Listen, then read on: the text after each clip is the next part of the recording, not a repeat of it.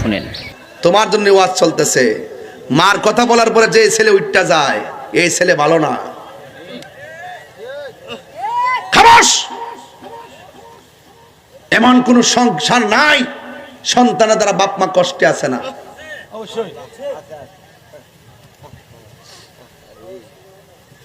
বাপটা শুধুমাত্র ইজ্জতের ডরে বাজারে যায় কয় না, সহ্য করে নে।